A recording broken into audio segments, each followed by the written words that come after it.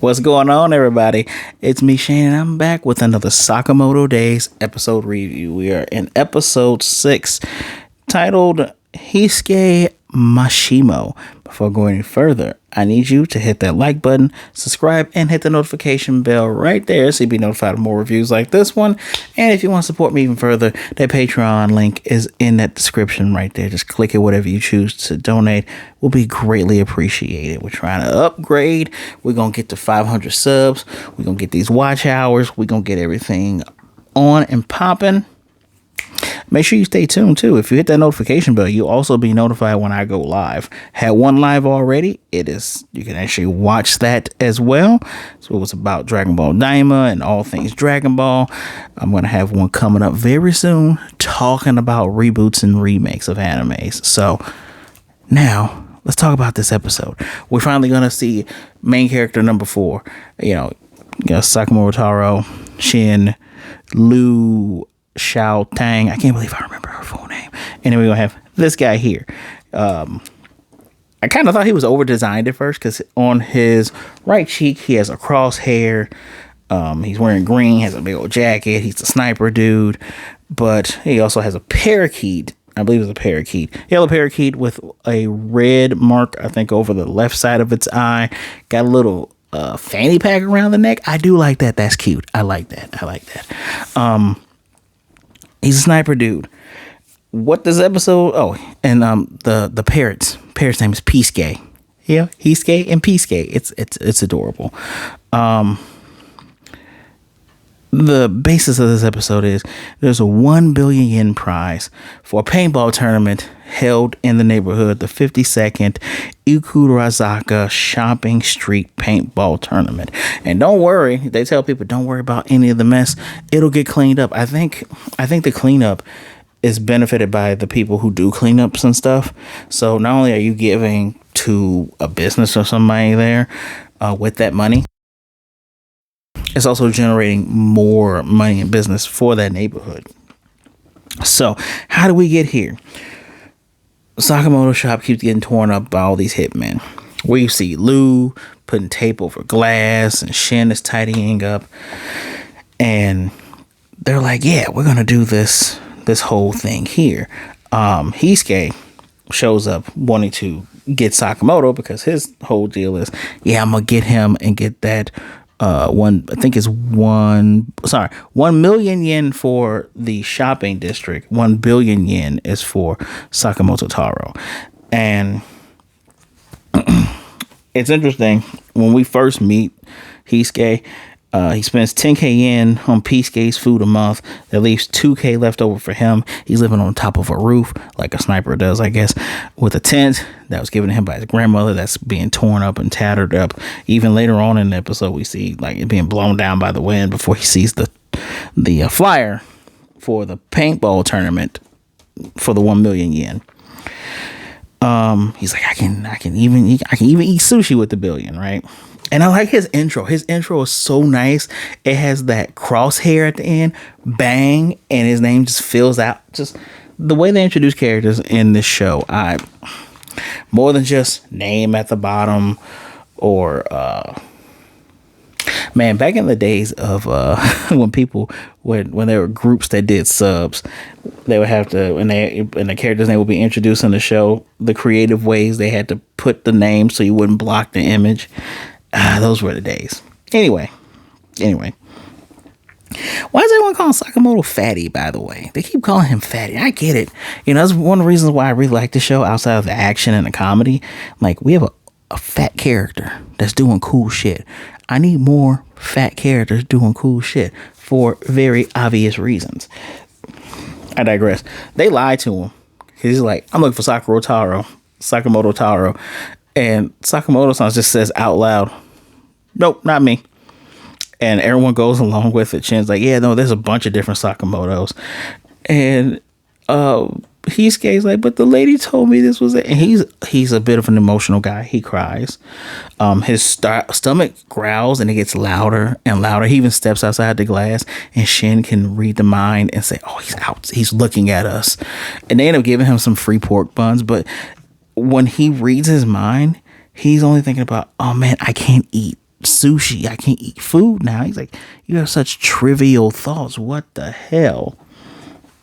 Which again is funny because this guy's just one simple things, right? He shows up at the tournament, at the shop tournament.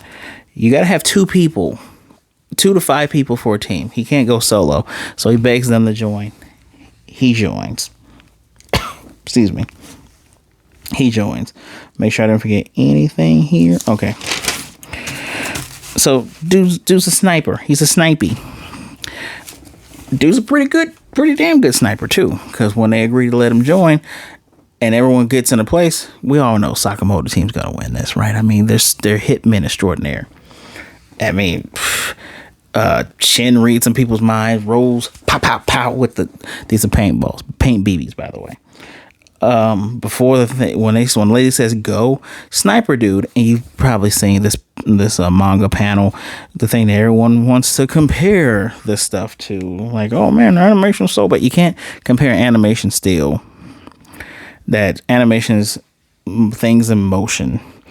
There's very few shows where like a still can look really good and you'd be like, oh man, that's amazing. I think Bleach 1,000 Year Blood War is one of those shows, but I digress. And he's like, shoot, he shot between them and got each of those guys, 4 guys, in the head with the paintballs. This is something that Shayne is also into because they have KIL2 walkie-talkies. Mental Sakamoto's like, hey, you need to really back a little bit. Chill out. I said, now so lady's cute in here, huh? Anyway, a drunken Lou, because Lou is not doing it because she says that she's cheerleading and says that this is barbaric.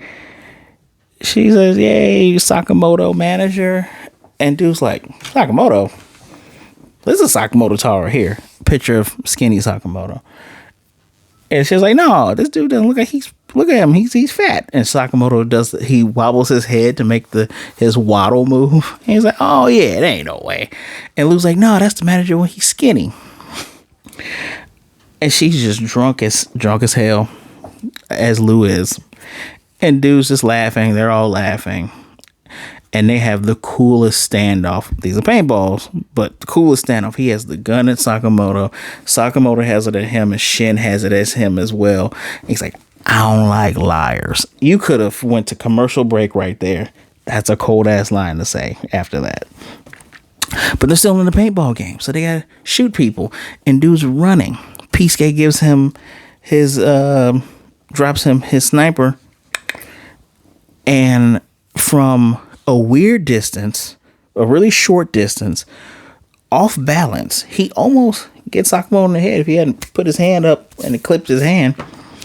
And he even mentally tells what's that guy called, Shin, like, no, this dude, he's pretty good. This guy is he's not really missing, which I have here.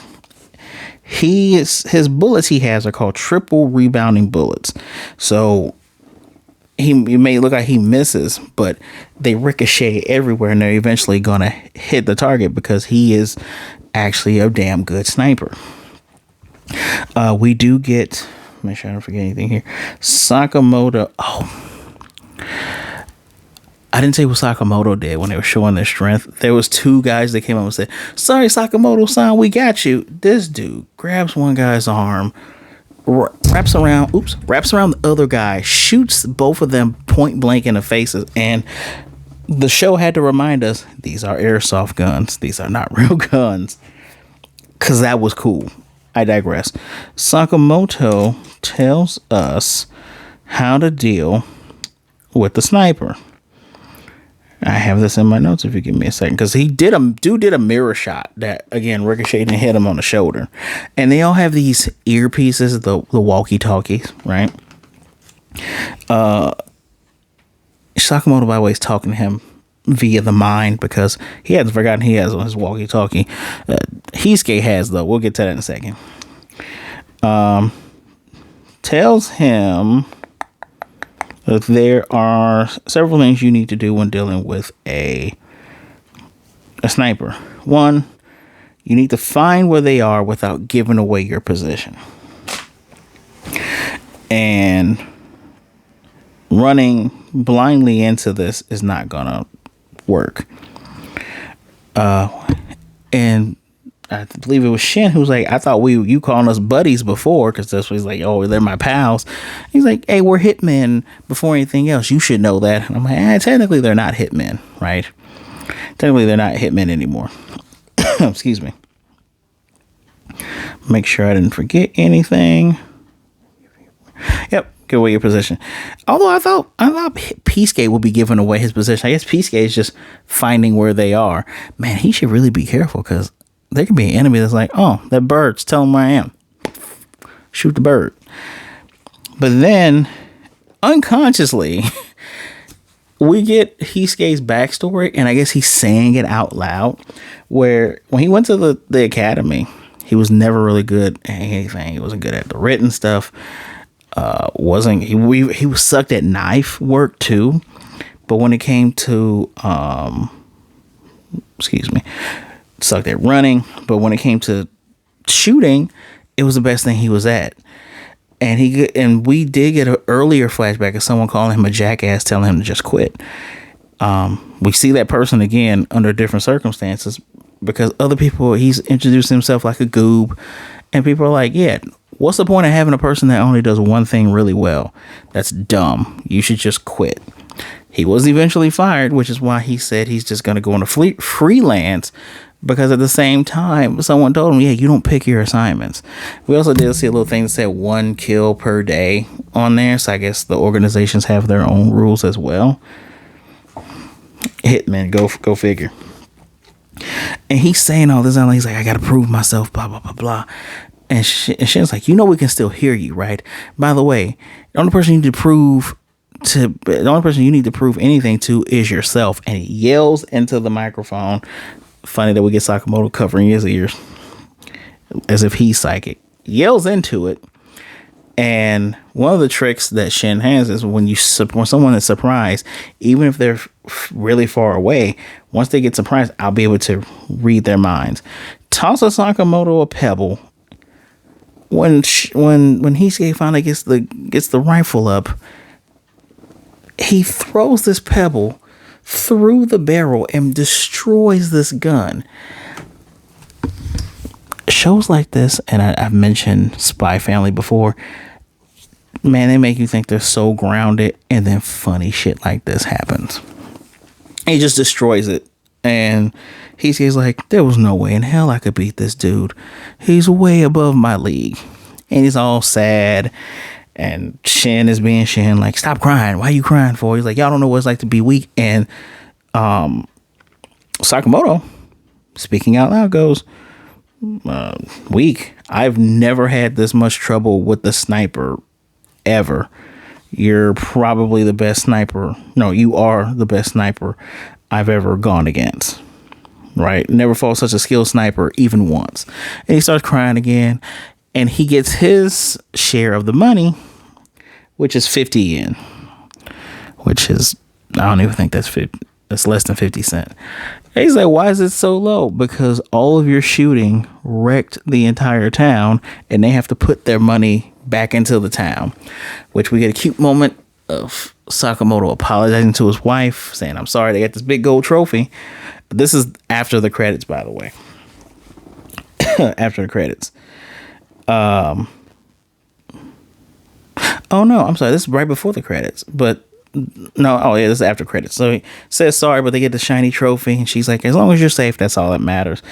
And Shin asks, how did they meet? And we saw a flash episode 1 how they met. He came into the store, saw her, broken glasses. Well, he went into the store. She saw the blood on his shirt, and he's like, and he goes to walk out because it looked like she ran. She came back with a Band-Aid for him. Not only did his face get red, it did the glasses break thing again. And she's like, he has a surprisingly pure heart. And then Shin sees Sakamoto killing him, and he goes, stop reading her mind, because Shin giving that look like, oh, funny. Next episode is gonna be a good one. It's gonna be a Shin focused one too. But this episode, 5 out of 5, completely so good. We get lore after the credits. Always don't never skip. Well, I guess Netflix doesn't let you skip the credits if they know something's after it. But never, one, don't skip the end credit song. Don't skip beginning credit song. It's how you get exposed to good music, y'all.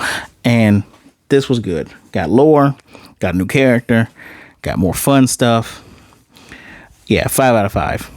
Period. I'm kind of okay with the fact that I waited maybe like a week or two to get back to this, because this was perfect. This was perfect. I'm going to talk about the art real quick, because that sky backdrop that we see when Heisuke's on the roof. I remember when I said, yeah, some stuff look like it's photorealistic. I don't know if they are watercoloring painting and that's what's making it look photorealistic, because that skyline looked really good, like way too good. Looked amazing. So that might be part of what they're doing. But yeah, gotta make note of the art. And it's interesting. You see the BB paint guns, they look like anime guns, right? But when we see the flashback of Sakamoto using real guns against real guns, they have that photorealistic painted look to them. So I like how consistent the art is. Let me know what you thought of the episode in the comments section below. Please do not forget, hit that like button. It is very, very important. Subscribe, hit the notification bell so you'll be notified of more reviews like this and when I go live. And don't forget, you want to support me even further, that Patreon link is in the description below. Guys, please be good, be blessed, wash those hands, be good to yourselves, be good to others. Either way it goes, don't be a jerk, all right? And remember, reach out to someone. Life can be hard, can be really hard. A lot of stuff going on in the world, a lot of stuff going on in each individual life, right? Everybody's going through something, but reach out to somebody. All right. There's somebody out there that would rather talk to you today than to miss you and mourn you tomorrow. And I promise you that. You want to talk to me? My social medias are in the description below. Give me a follow, say hello, keep it mellow, and we'll be good to go. All right. Until next time, y'all, I'm excited to get to this next episode. Sakamoto days, man. Sakamoto days. I'll catch you soon.